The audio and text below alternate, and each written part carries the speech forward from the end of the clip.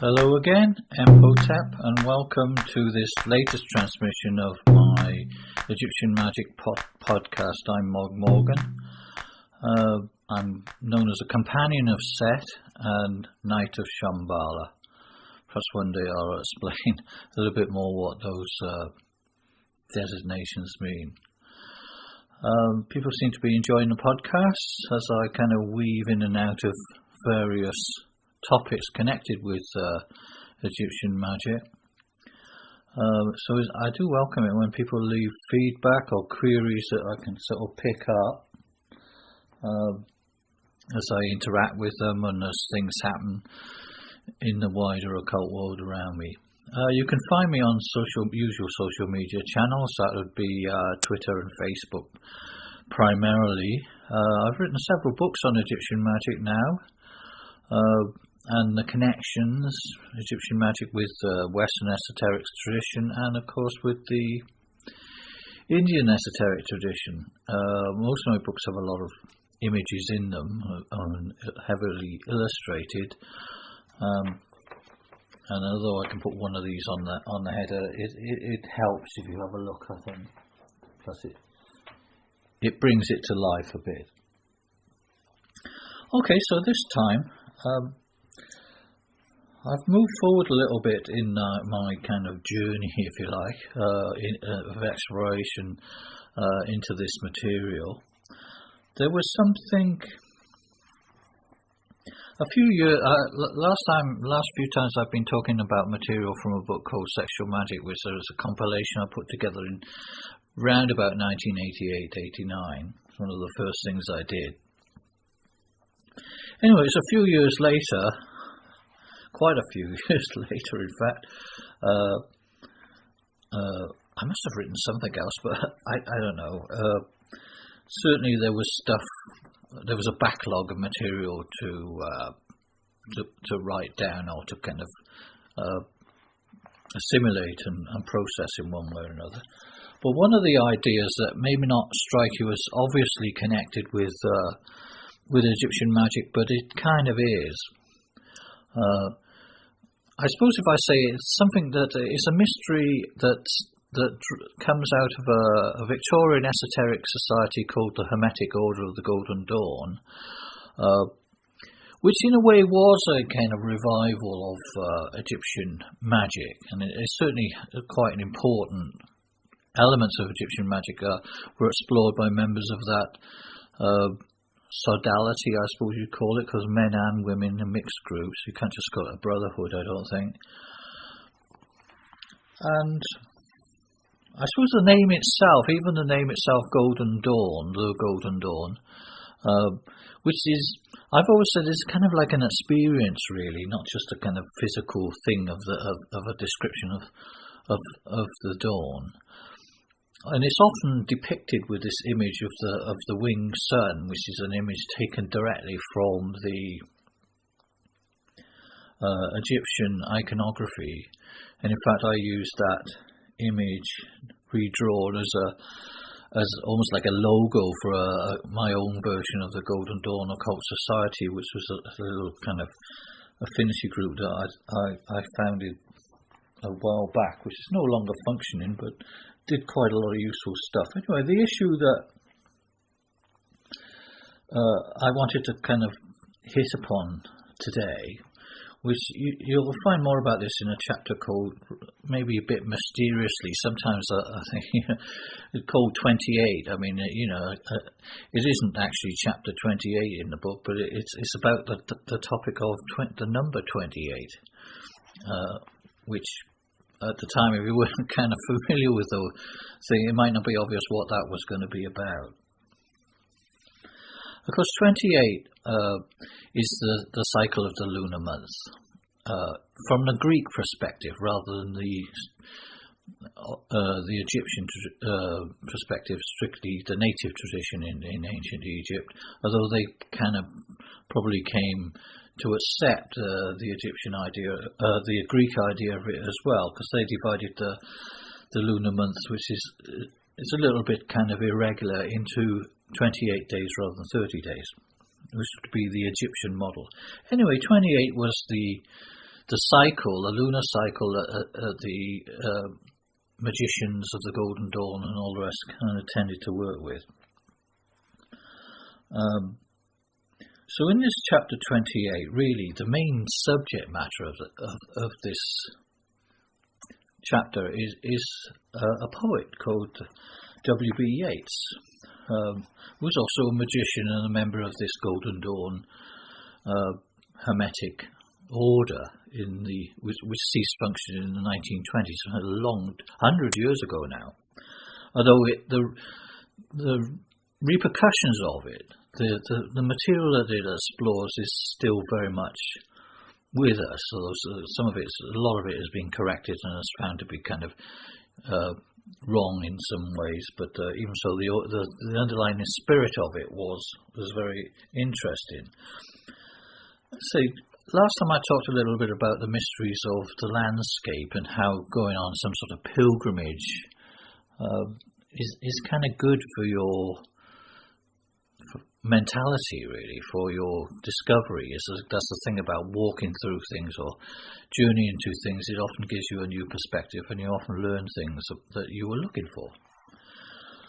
So back in 1995, it says I went to Ireland. So the opposite direction, going further away from Egypt in a way, and exploring an amazing place, Ireland. We ended up at the Tower, which was an old kind of structure, a very magical house that Yeats had. It's an old Norman tower house, really, that Yeats had kind of, these things being semi-derelict, had managed to buy and convert into a normal house. These days it's a rather good museum, kind of dedicated to the tarot in a way, because his friend Pamela Coleman Smith, a lot of her original paintings are there, and many of the kind of artifacts. The whole Yeats family used to live there for a certain period of the year, so lots of the family stuff are there. And very, very important aspect of the house, as you come to realise when you visit it, is that the family bed is there, which eventually becomes this place of, as you say, as in Egypt in a way, that the bedroom is a magical space. There are other magical spaces in a house, of course, but this was a particular one in ancient Egypt, and it's interesting that it became one in Yeats's life as well. So you can visit the place. I think it's that the Tower House is immortalised in the work of Aleister Crowley, Moonchild, which is a very interesting book, and probably one of his best books in a way, I think. The description of the kind of creation of a moonchild and in that book is rather good. But of course, as is well known, this Victorian occult society, when what brought it to the end, what finished it off in a way, well, probably you could say Aleister Crowley finished it off. Certainly the struggle between that happens in any magical order, really, between you set these things up and you raise certain expectations of magical breakthroughs and all the rest, and sometimes people can't really deliver and on the promise, and if they can't deliver on the promise, then there's a tendency to kind of fake it in some ways, or to become one way to hide the fact that you don't have the truth. Really, you don't really have a lot more to say. You've done your bit. Is to retreat into a kind of authoritarian structure in a sense of, you set up this hierarchy where the people at the top, they are in a sense claiming that they know things, but you're not worthy enough or not high enough up in the structure to know these things. It's a way of hiding the fact that they don't really know anything. But that's the way these things go. At the same time, when he was kind of, this is Mathers, in fact, who was one of the co-founders of that organisation, at the same time that he was becoming kind of quite authoritarian, so it is said, he was trying to make a breakthrough. He received this system, these techniques, which are supposed to be kind of, which you'd say were like Egyptian magic in a way, and he was trying to use them to generate more knowledge, which is the kind of thing that magicians do. If you want to know what happens, if you feel that you've made some sort of breakthrough, and you think, well, what do you do then? Well, you kind of ask for more, don't you? You ask for more secrets, or kind of more of the system, or what sort of things you might be doing, and that's often how systems grow and develop. So he's at that stage, but it just, in a sense, he'd set himself, the Golden Dawn in a way, had set itself too much of a too high a standard, if you like. It's almost to become godlike, which is always a recipe for disaster. But you're supposed to try and get in touch with these so-called secret chiefs who are going to channel all this new information with you. It's almost like in a film A for Andromeda or something. You get these messages from outer space that tell you, they're going to give you the secrets of the universe and raise your scientific knowledge, and with the scientific knowledge you build a machine, and the machine enables you to do something else. So that was always the promise, and this is a pattern repeated, I think, a lot, right, throughout the history of magic, and it's still happening, strangely enough. So one way or another, there were arguments, there were kind of disillusionment and all the rest, and some sort of magical battle broke out, and Crowley was new to this organisation, found himself on one side of the magical battle. I mean, in a way, it's a little bit creepy that he kind of aligned himself with the head of the order, who was desperate for anybody to side with him, whereas all the kind of more experienced people were thinking, it's got to be, things have got to change, really. This isn't really credible. And there's always somebody, a stooge, if you like, who'll help the kind of beleaguered head of the order to kind of reassert control, and that stooge happened to be Aleister Crowley. But it didn't end very well. So, but the organisation came to an end, and Crowley was never able to take it over, maybe, or get what he wanted out of it, and he became disillusioned as well, I suppose. So one way or another, I mention that because when Crowley wrote about it, he's not very self-critical sometimes, Crowley. Well, who is, I suppose you'd say, but he's supposed to be an enlightened person. You think he would be more self-critical, but he when he wrote about this in his book Moonchild, and wrote about Yeats's house, he turned Yeats into this kind of psychic enemy that he couldn't destroy him in the real world with magic, this inferior poet as he thought of him. He'd destroy him in fiction. But at the same time, he made quite an interesting description of this magical house in Ireland. So it's always an interesting place to visit. In some ways, more interesting than Crowley's house in Scotland, which they're currently rebuilding. But we'll wait and see. Anyway, so there's this house, and there's a person connected with it called W B Yeats, who'd been one of the important figures in this kind of Egyptianized magical order called the Golden Dawn. But because of all these events, he was disillusioned. He's disillusioned it's interesting, really. He's kind of middle-aged now. He's 52. He's spent his whole life devoted to literature and poetry, and also to the magic. But neither of them had really been that successful for him.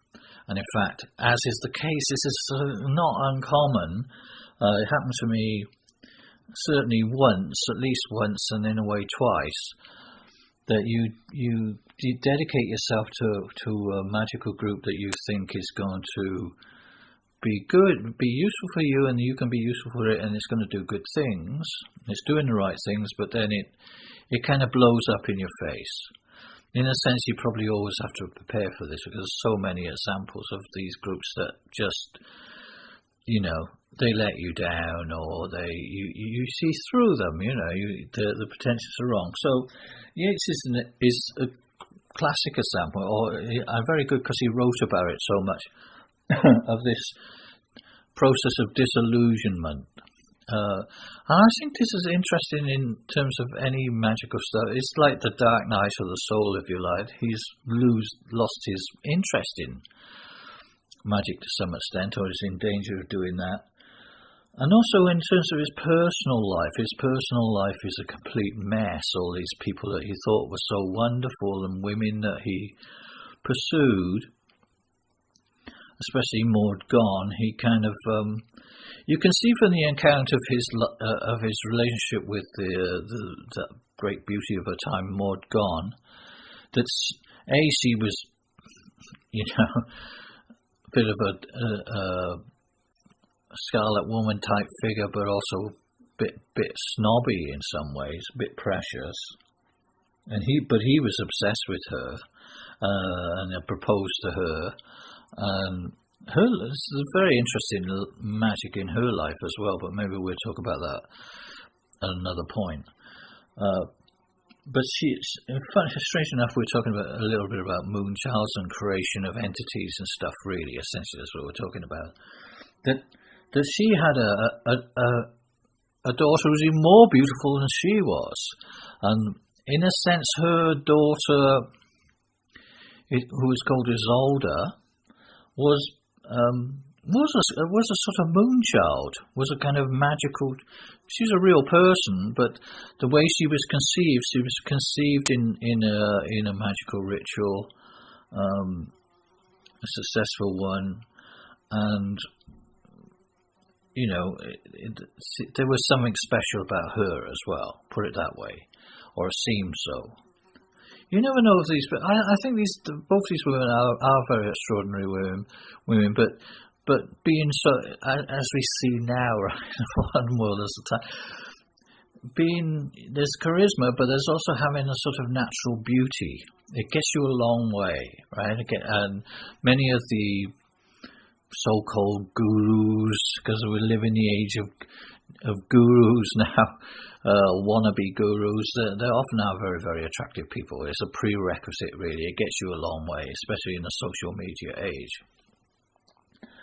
And in a way, nothing is new. This is the same.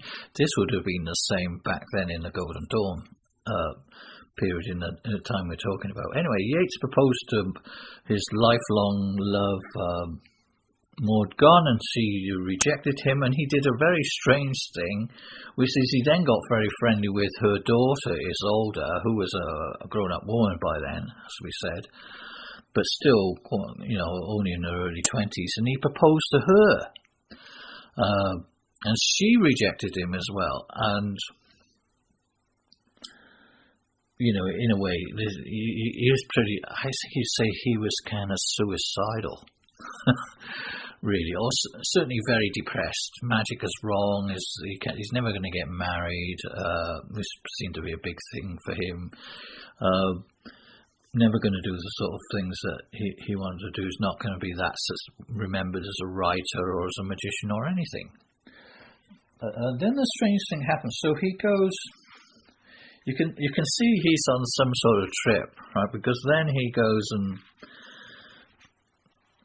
proposes to another woman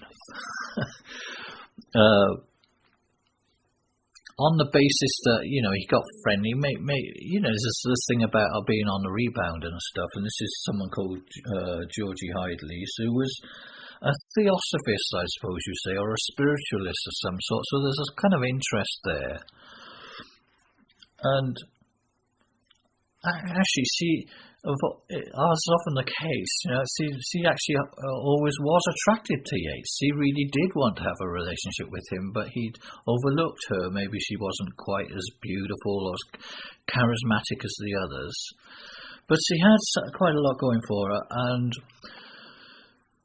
she becomes his Babylon, if you like, if you want to call it that. In some senses, and there's a certain amount of contriving in that relationship. She works it out that if she wants to get this guy, then she's probably going to have to kind of get him talk about something he's interested in. Yeah, it can't be just physical attraction. He's a man of intellectual pursuits. He's interested in magic and all the rest, and she's interested in that too. But she realizes she's got to get him. She has to speak his language in a way. She has to give him something that he's lacking. And she intuitively knows that what he really wants is to make contact. What everybody wants in a way in magic. Maybe you'll work it out at some point, is contact with the spirit realm. And essentially, like this thing that we talked about with the Golden Dawn, the contact with what you might call the secret chiefs. It's one of the kind of rites of passage of any religious leader is to claim contact with the secret chiefs.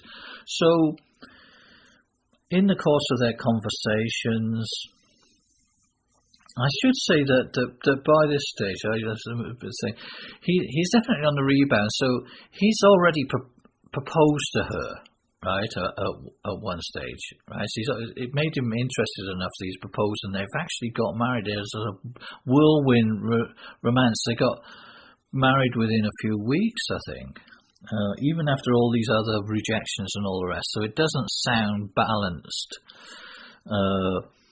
Or reasoned decision that they're making. So they've gone on their honeymoon, and he's realised, yeah, it was a big mistake. Really, he was, and yet another disaster. And he must be feeling pretty black. And she being sort of quite clever and all the rest, realises his mood, and rather than just walking out on him or whatever, she says, oh, well, let's do like a kind of spiritualist trance type thing. And at first, she makes it up, basically, not to put too fine a point on it. It looks that way anyway, that in order to get him interested, she's been in the spiritual circles for long enough. She knows how these things go, right? And this is a very common aspect of magic as well, as far as I can see, having observed it, is that a lot of the stuff that people do, especially when they start off, is kind of made up. In the best sense, I suppose you would justify it on now, you'd say, you shouldn't really censor yourself. There's a rational part of your mind will say, don't do that, or that's a load of rubbish, or something like that, or you just made that up, or you read that last night, or you saw it on the TV, or something like that. And this is some extent, there could be some truth in that, but it's better, it's healthier, or if you want to continue with this, is to put that kind of consideration aside. So even though she says she's kind of manipulating the pencil, as she puts it, to draw out a few of these silly messages, although we don't know what they are, that it's a means to an end. It gets the psychic energy flowing, if you like. It opens you to criticism and all the rest, and a lot of people find, experts, they don't like to admit that this is the mindset, that this is an element of the mindset, the charlatan element of being a magician or whatever, and it's always been there. Certainly I can think of examples from Egyptian magic that would definitely fit with this scenario. Why I said that you make it up, that you see, so they do this, and he's immediately captivated by this idea. His mood lifts, and he thinks, oh wow, this is amazing. But even amazing as it is at first, the first few days that they do the work, they don't keep any notes at all. There's no record of what was actually said.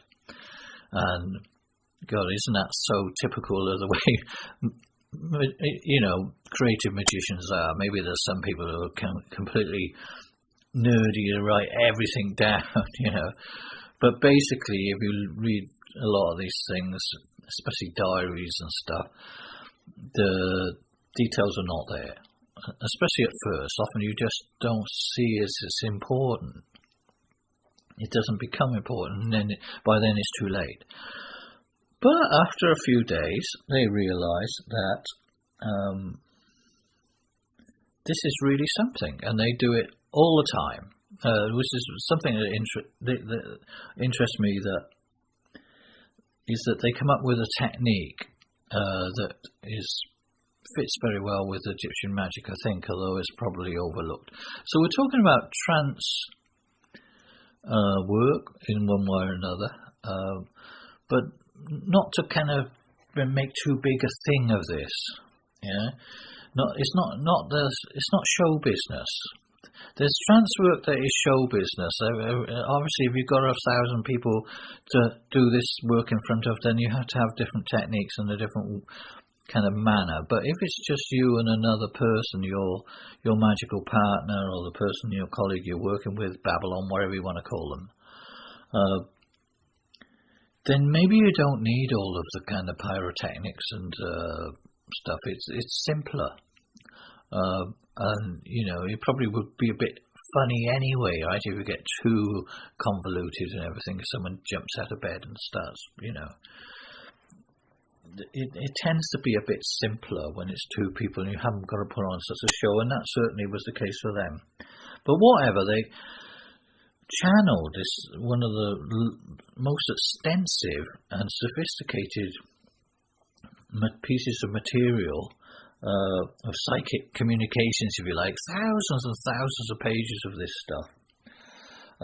Only a very small bit of which has been really kind of processed and published in books and stuff. There's a small collection, I think, called A Vision that you can look at, which has some of the best bits. What is interesting as well, that, as I say, not only were their techniques not flamboyant, they used a technique which I kind of thought in the end you could call ordinary level trance. I mean, rather than the big highfalutin funny voices and everything like that, it's more like a conversation, a dialectic between two people. And when you put it that way, that's kind of very, very old tradition. You'd find that in Egypt, the idea of a dialectic, a dialogue between two figures where information is revealed in a steady conversation, and you certainly find it's very strong within the Hindu tradition, especially within Tantra. It's not just a conversation. Obviously, often the conversation. So they might sort of decide to go to an issue just when they're, I don't know, maybe just on a train or just in a cafe. They've got a few minutes and they say, "Oh, well, I've got a thought about that, insight about that dream I had or that vision I had," and they're extended that way. So they don't have to have all the big rigmarole that you usually do. It's more of a continual process, and that's a very interesting breakthrough in a way, in terms of magic and our expectations of it, and how you might do that, especially how you work with another person. You can do it by yourself, but primarily, as with all this stuff, we're talking about groups of people or two people working together. And for them, they were married, and i.e. they were a couple, and so that involved work within the bedroom, which is why I mentioned the kind of bed. They have this great big ceremonial bed almost. So it actually is a big arts and crafts bed, but it's rather nice. It was obviously important to them. Maybe they'd go and do what people do. They go to bed and perhaps have sex or most times, especially if they're newly married or whatever.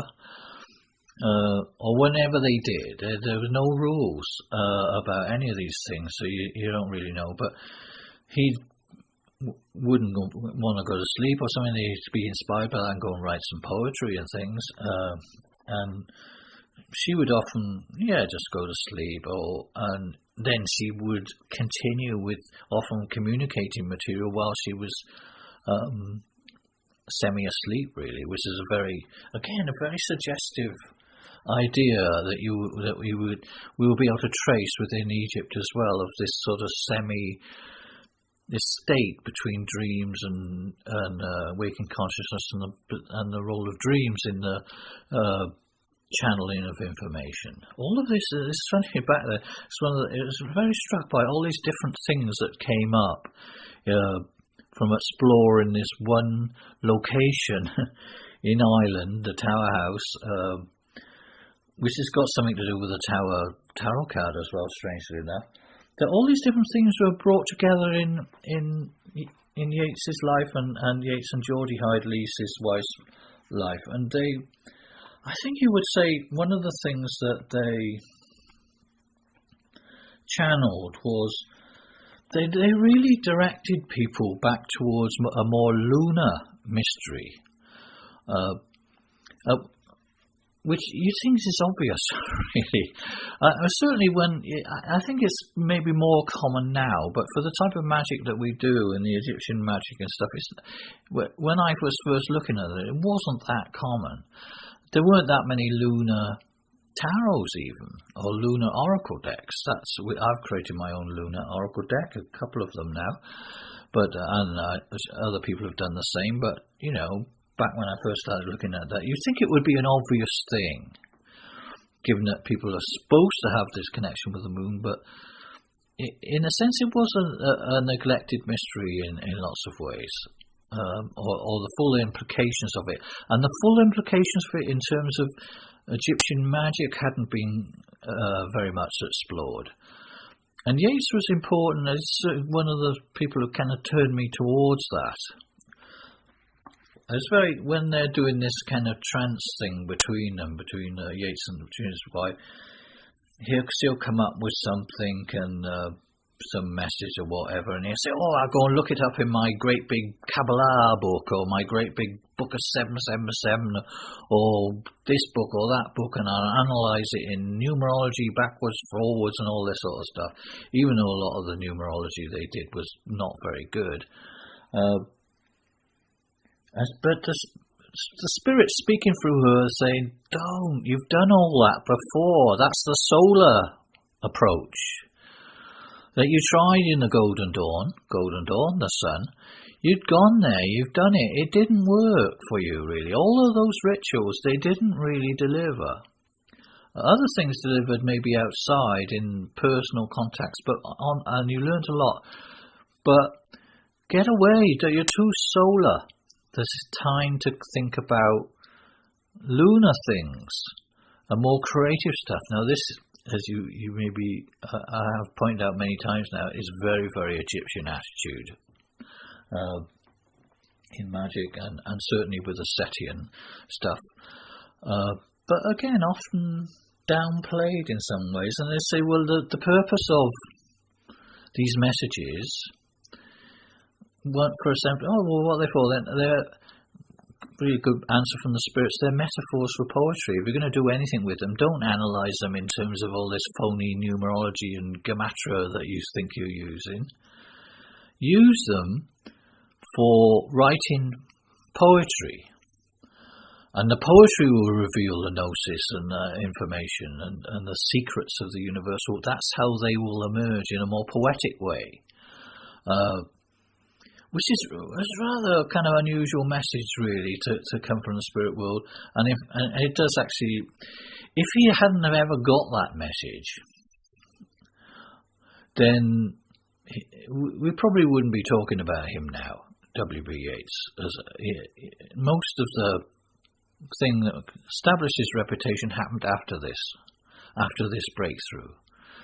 Which is very encouraging, isn't it? You can think, so, okay, I'm never going to make any breakthroughs. I'm X years old, but sometimes it does come. But certainly, you have to listen to the spirits and think about how these things might come. So that was, there's loads more just in exploring the material that they channeled and all the rest, not all of it is going to be relevant to the Egyptian magic that I mainly talk about. Some of it is. It's surprising, really, because he took on this persona of this, not Egyptian scholar, but a kind of Sufi adept that existed in the 1001 Nights, and began to channel that, really.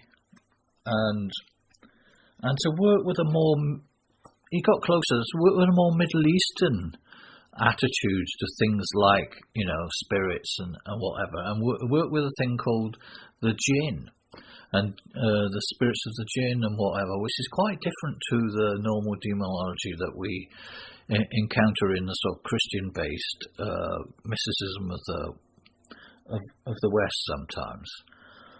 So the spirits have turned him in a different direction, a very, very interesting direction. I'm sure some of these things were available in the Golden Dawn, but they're channeling him in that way, and they're channeling to produce. They're giving him techniques. They specifically give him techniques of dream incubation. They give him a technique for using sigils, emotions, and an emotional relationship with his wife. They give him a technique for making very simple sigils, often flowers and aromas, I suppose, flower petals,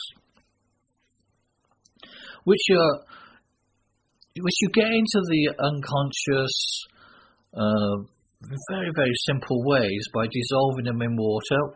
Very, very Egyptian technique. And then you dream them. So instead of thinking you're going to have this sort of Harry Potter type experience, it's you incubate these connections, and then you sleep, or you wait for when the sleep comes, and often the messages and the contact with the divine comes in the dream realm. And this is again another aspect of Egyptian magic that wasn't really that well known. I say people think about when they for a while when they thought about Egyptian magic, they thought about these kind of quite theatrical rituals that were performed in the Golden Dawn, and people still try and drag them out of the dust cupboard sometimes and still find them useful. I'm not saying they're not useful, but they're only one particular channel. But for a while that kind of determined what people thought magic ought to look like. Yeats became more modern, but also more authentic in terms of antique magic, in that he goes for this softer approach, if you like, that it involves a world of dreams and a world of intuition and a world of dialogue and discussion and travel. And this was an amazing, I think it was an amazing discovery for me, really. I thought that, but in terms of all of magic, really, this movement. I say we've been kind of cut off from this a little bit, because if you learn magic from the Thelemic tradition or from Aleister Crowley, he's so critical of Yeats that you think, oh, I daren't read him almost. But that's Crowley. That's why he needs reframing. Sometimes he just didn't really know what he was on about, or he was so mixed up in his own head he couldn't see it.